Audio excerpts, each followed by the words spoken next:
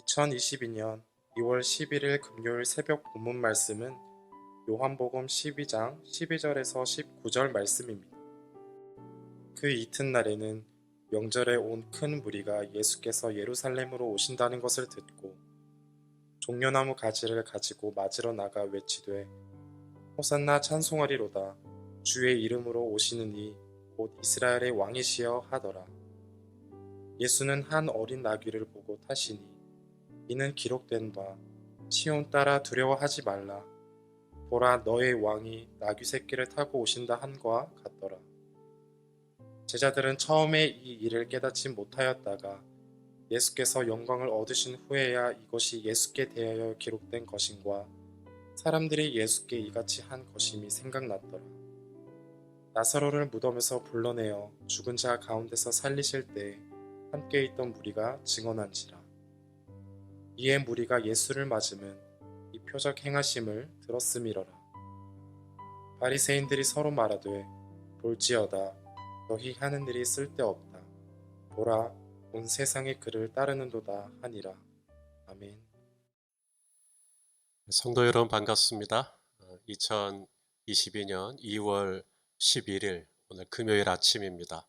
오늘 하루도 우리 주님을 기쁘시게 해드리는 저와 우리 모두가 되었으면 좋겠습니다. 오늘 함께 나눌 말씀의 제목은 어린 나귀를 타신 왕입니다.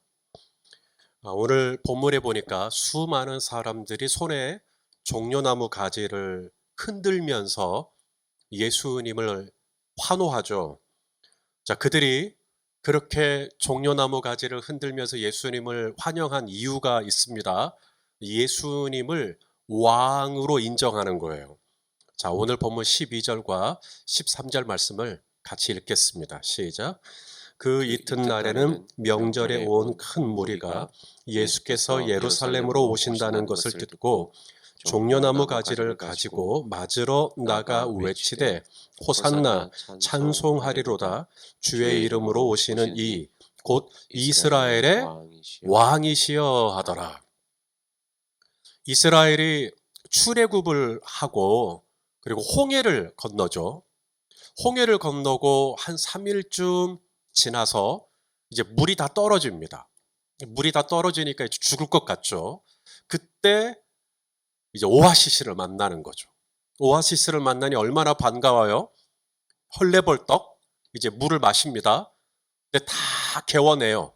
뱉어냅니다. 왜요? 물이 써서 마실 수가 없는 거예요. 그때 하나님께서 한 나뭇가지를 가리키시고 모세가 그것을 던지니까 물이 달아졌더라. 이 마라를 지나고 난 다음 얼마 정도 갔을 때 또다시 오아시스를 만나게 됩니다. 그 오아시스를 가리켜 종려나무가 70주가 있었다라고 하는 성경의 기록이 있습니다. 자, 우리 출애굽기 15장 27절 말씀 같이 한번 읽겠습니다. 시작. 그들이 엘림에 이르니 거기에 물샘 12과 종려나무 70그루가 있는지라 거기서 그들이 그 물 곁에 장막을 치니라. 예, 종려나무가 여기 나오죠. 그래서 이 종려나무는요, 안식을 상징합니다. 번영을 상징하기도 하고요. 또 승리, 영광 이런 걸 또 상징하기도 해요. 그래서 전쟁에서 장군이 승리하고 돌아올 때, 개선 장군이죠. 사람들이 종려나무 가지를 흔들고요. 왕이 입성을 한다. 종려나무 가지를 흔들어요. 영광, 승리. 세계적으로 유명한 3대 영화제가 있습니다. 베니스 영화제, 베를린 영화제, 그리고 프랑스에 있는 칸 영화제입니다. 이 프랑스 칸 영화제에서 가장 최고의 상으로 꼽히는 그 상 이름이 황금 종려상입니다.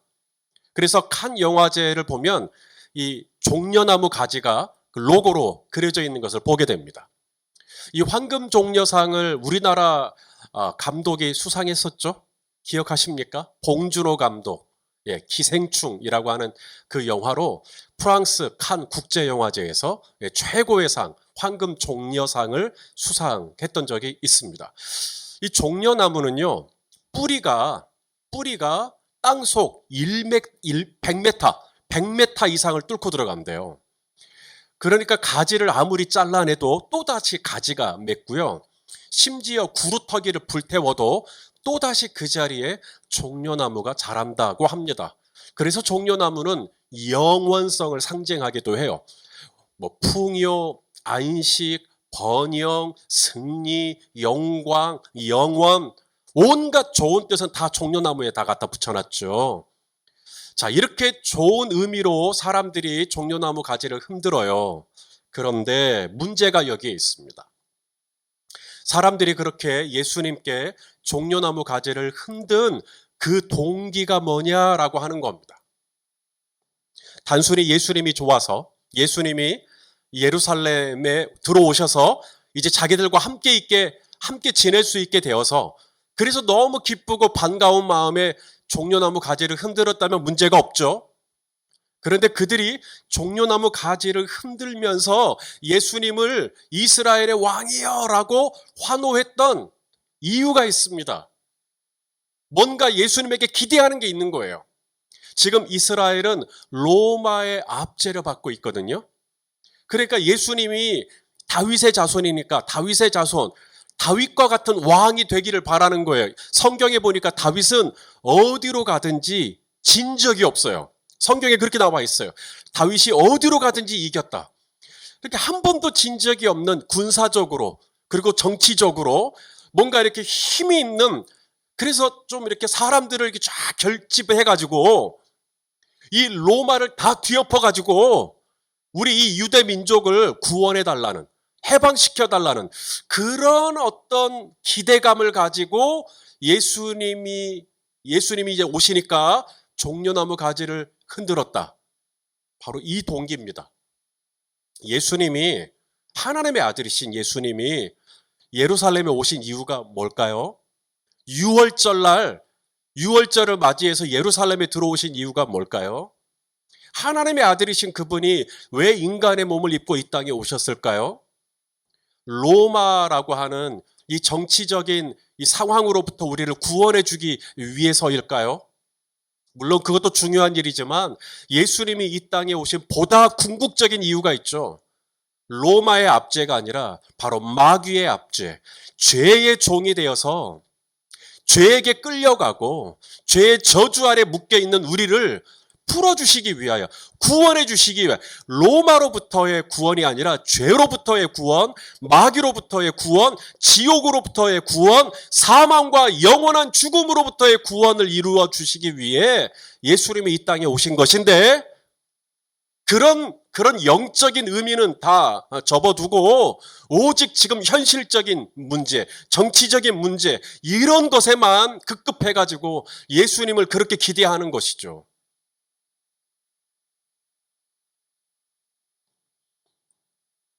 자, 이때 예수님이 타신 것이 있습니다. 어린 나귀를 타셨는데 오늘 본문 우리 14절과 15절 말씀을 읽겠습니다. 자, 시작. 예수는 한 어린 나귀를 보고 타시니 이는 기록된 바 시온 따라 두려워하지 말라. 보라, 너의 왕이 나귀 새끼를 타고 오신다 함과 같더라. 자, 보통 왕이면 나귀를 타는 게 아니라 말을 타죠. 큰 어른 말을 탑니다. 그런데 오늘 예수님은 왕으로 오셨는데도 어린 나귀를 타고 오셨다는 거예요. 아니, 어린 나귀 말고도 탈 게 많은데 왜 굳이 어린 나귀를 타셨을까? 하나님의 말씀, 성경의 말씀을 이루기 위해서라는 거예요. 그래서 마태복음 21장 4절에 보면 예수님이 어린 나귀를 타고 예루살렘에 들어가신 이유가 이는 선지자를 통하여, 여기서 선지자는 스가랴 선지자입니다. 구약에 스가랴 선지자가 예언을 해놨는데 스가랴 선지자를 통하여 하신 말씀을 이루려 하심이라 일렀으되. 여러분, 사람들이요 손에 종려나무 가지를 가지고 막 흔들었던 이유가 뭐라고요? 예수님이 정말로 예루살렘에 오신 궁극적인 뜻을 이해하고 그것을 받아들이고 그것이 좋아서 흔든 게 아닙니다. 지금 종려나무 가지를 흔들었던 대부분의 이유는 자신들의 뜻, 자신들의 유익, 자신들의 어떤 이익을 위해서 지금 흔드는 거예요. 나 좀 잘 살아보겠다는 이유로 지금 흔드는 거예요. 하지만 예수님은 지금 예루살렘에 어린 나귀를 타고 입성하신 이유는 예수님 본인의 뜻을 위해서가 아니라 오직 하늘에 계신 하나님의 뜻이 하늘에서 이룬 것 같이 이 땅에서도 이루어지기를 위하여 다가오는 유월절, 이제 그 유월절에 예수님에게 어떤 일이 있을지 예수님이 모르는 거 아니에요?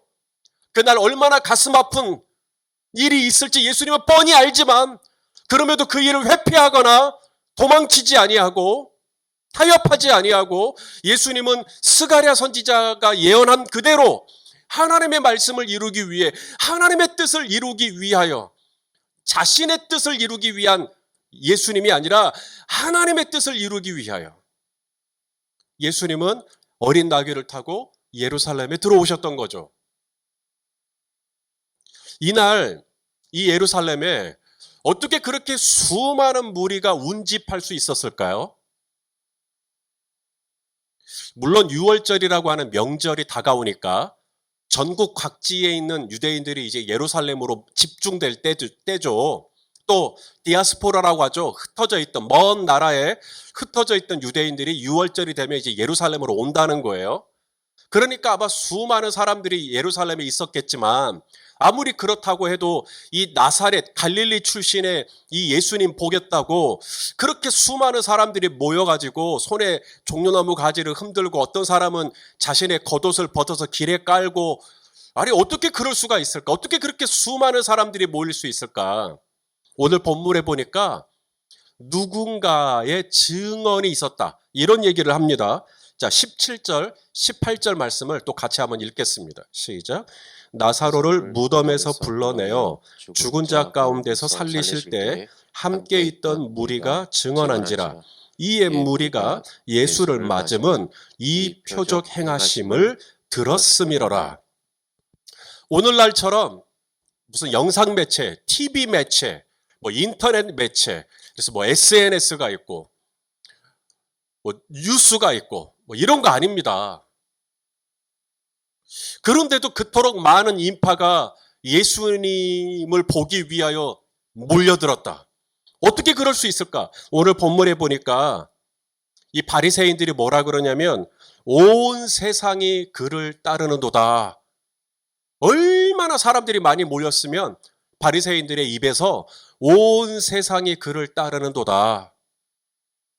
어떻게 그럴 수 있었냐는 거예요.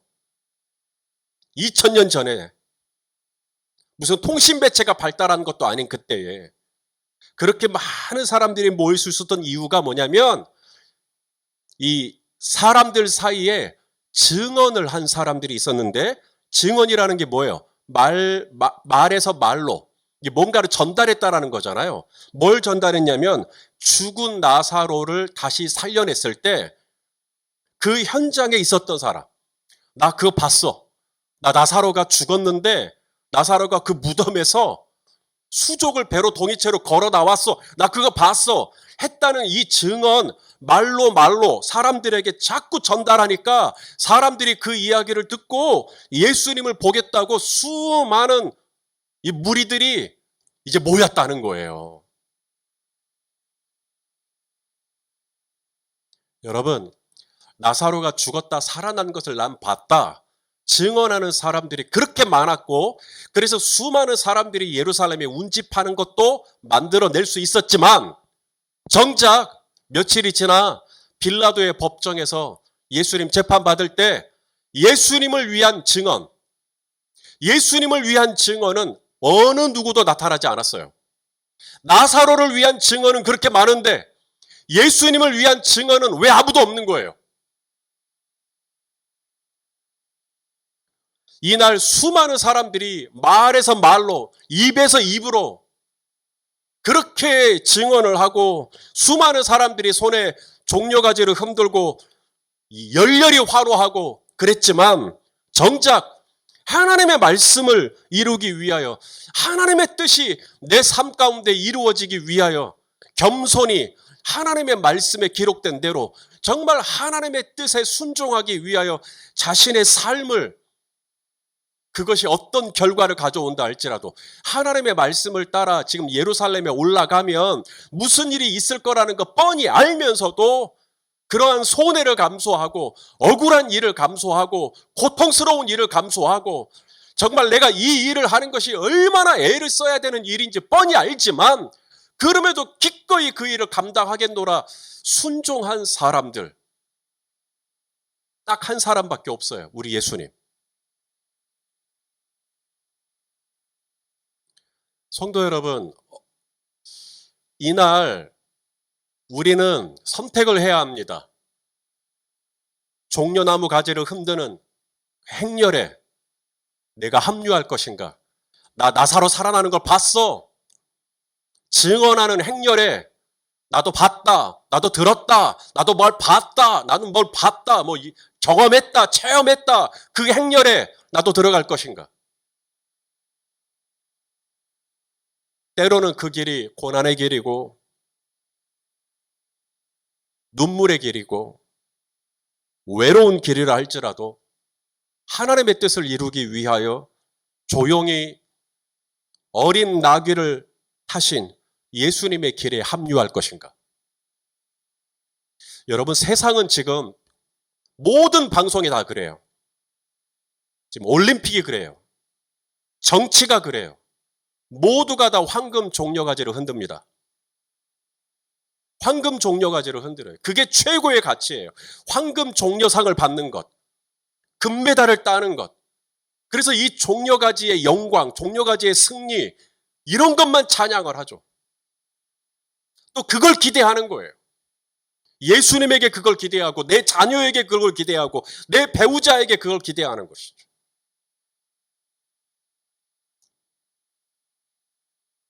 나사로가 죽었는데 다시 살아났어. 실패했는데 다시 성공했어요. 망했는데 다시 대성했어요. 대박났어요. 없었는데 생겼어요. 낮았는데 높아졌어요. 아팠는데 나았어요. 이런 거 너무 좋아해요. 나사로의 증언. 잘 되더라. 됐더라. 살아났더라. 나음을 입었더라. 성공했다더라. 출세했다더라. 종려나무 가지를 흔들고 나사로의 증언이 넘쳐나는 이때에 오늘 예수님은 조용히 어린 나귀를 타십니다. 그리고 구약에 스가랴 선지자가 예언한 말씀 그대로 어린 나귀를 타고 십자가가 있는 예루살렘을 향하여 들어오시죠. 오늘 이 하루 모두가 황금 종려나무 가지를 향하여 달려가는 이때에 모두가 나사로의 증언으로 살아가고 있는 이때에 네이버 뉴스를 보든 무슨 신문을 보든 라디오를 듣든 광고를 보든 다 나사로의 증언이에요. 정말 예수님의 말씀, 예수님의 뜻, 예수님께서 우리에게 보여주신 이 모델을 따라 오늘도 하나님이 정말 나에게 원하시는 것이 무엇인지 그것을 진지하게 받아들이고 하나님의 말씀에 순종하며 한 걸음 한 걸음 나아가는 삶, 바로 주님이 오늘 저와 여러분에게 원하시는 것이 아닐까요? 아무쪼록 우리 성도님들 황금 종려가지를 흔드는 그 행렬에 있지 않았으면 좋겠고 나사로의 증언이 되지 않았으면 좋겠고 저와 여러분 모두가 다 하나님의 말씀을 따라가는 길에 우리 예수님처럼 십자가의 길이라 할지라도 제자의 길이라 할지라도 기꺼이 또 그 길을 또 순종하며 나아가는 우리 모두가 될 수 있기를 예수님의 이름으로 축원합니다. 기도하겠습니다. 존귀하신 아버지 하나님, 모두가 다 손에 종려가지를 흔들고 이것이 영광이다, 이것이 승리다, 이것이 번영이다 말할 때 또한 내가 뭘 봤다, 내가 뭘 이뤘다, 소위 성공신화를 이야기하는 나사로의 증언들이 넘쳐나는 이때에 조용히 묵묵히 하나님의 말씀을 이루기 위하여 오늘도 말씀의 길, 순종의 길을 걸어가는 우리 믿음의 성도들이 다 되기를 원합니다. 주여, 우리의 믿음이 흔들리지 않도록 붙잡아 주시고 종려가지만 흔들리고 우리의 믿음은 견고하게 뿌리를 내릴 수 있도록 인도해 주시옵소서. 예수님의 이름으로 기도하옵나이다. 아멘.